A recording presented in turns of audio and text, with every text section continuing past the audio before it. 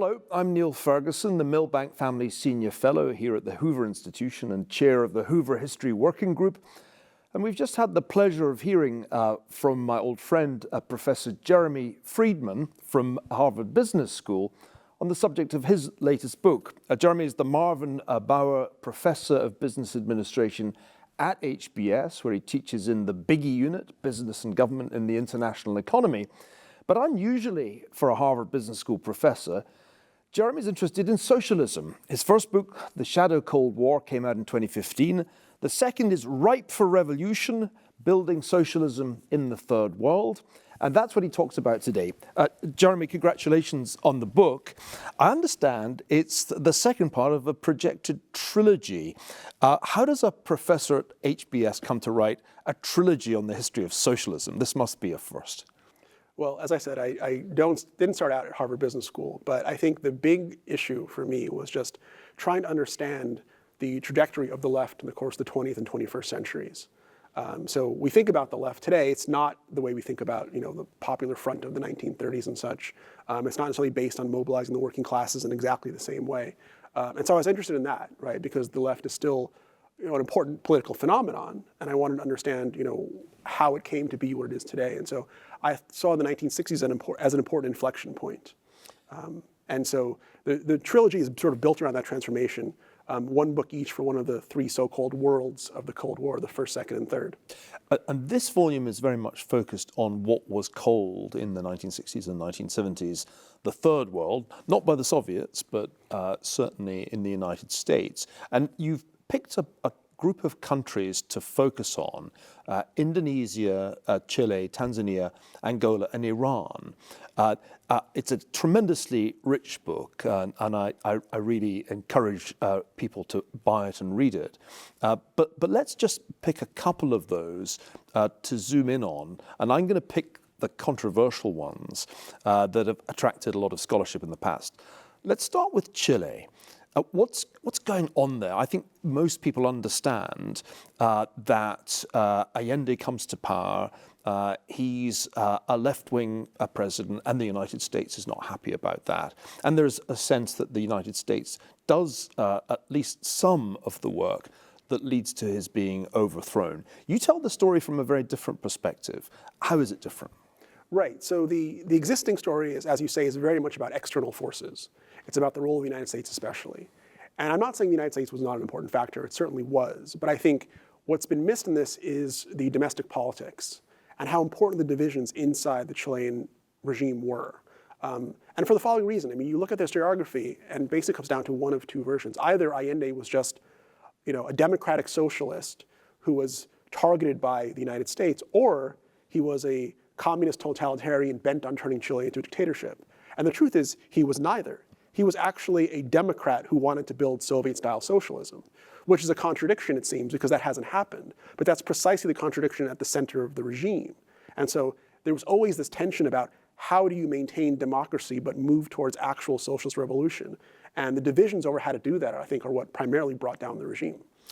One of the things you pointed out in our seminar was how keenly involved the Soviets were in the Allende regime. Talk a bit about what you found in the Soviet archives.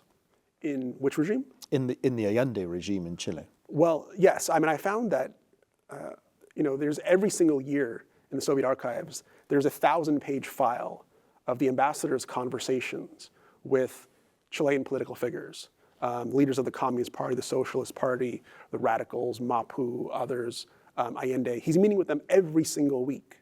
And they're discussing day-to-day strategy of what the regime is going to do next, which bill should they introduce, how should they fight this election, what should they do about a peasant seizure of land in the south and such, or a factory strike. Allende resigns multiple times, and the Soviets have to talk the communists and socialist leaders into bringing Allende back because he is willing to quit over the divisions within his own coalition. And so the Soviets are basically sort of managing the day-to-day operations of individual political parties, coaching them step by step. So it wasn't entirely wrong for people in Washington to think that this was a Moscow-backed regime trying to take Chile into a Soviet-style system of state control of the economy. This wasn't some fantasy. Well, I think it would have looked that way from the outside. I don't think the Soviets themselves thought they were in control of the situation. I don't think they intended to be in control of the situation. I think they were just, a heavily involved coach. But in a certain sense, just like any other coach, they're not on the field. They weren't. The players control the outcome of the game. But the Soviets were sort of calling a lot of the plays. Now, part of what you're describing here is the aftermath of decolonization. It's the collapse of what had been European colonial regimes that creates the opportunities either for civil war or for the creation of some kind of socialist regime. This is especially clear in the case of Angola, which goes from being a Portuguese colony to being a major battleground of the Cold War in the course of the 1970s.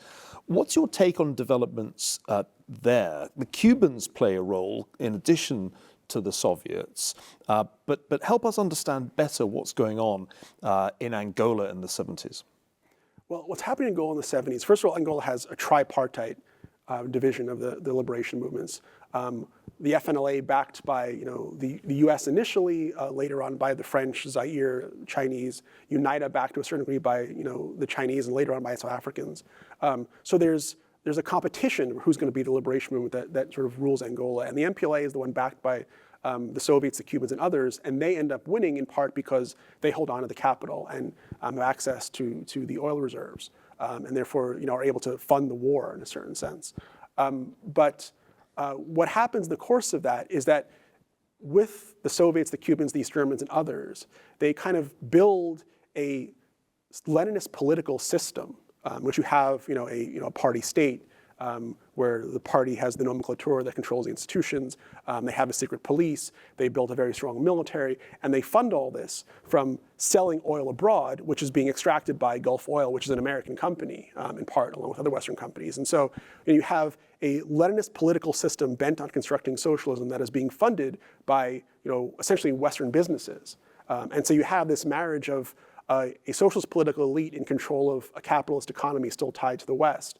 And that not only survives the post-colonial war, it survives the post-Cold War civil war, and the MPLA remains in power today and still in charge of the oil revenue, essentially. But in the end, are you left with something that is still recognizably socialist? You showed a map of Southern Africa and said this kind of quasi-Leninist model persists to an amazing extent. I get your central message, which is that they kind of abandoned Stalinist approaches to the economy, but they retained Leninist approaches to politics. There's one party and it's in charge all the time.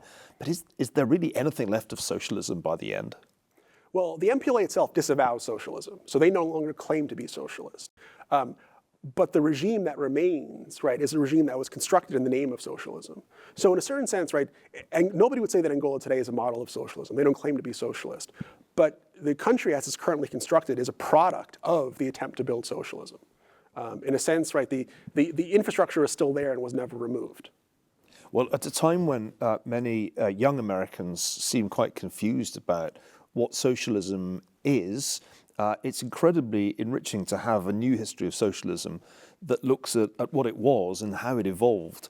And I look forward very much to the third part of this extraordinary trilogy. The book, once again, is Ripe for Revolution, Building Socialism in the Third World. The author is Jeremy Friedman. And, watch this space for Volume 3. Thanks very much, Jeremy. Thank you.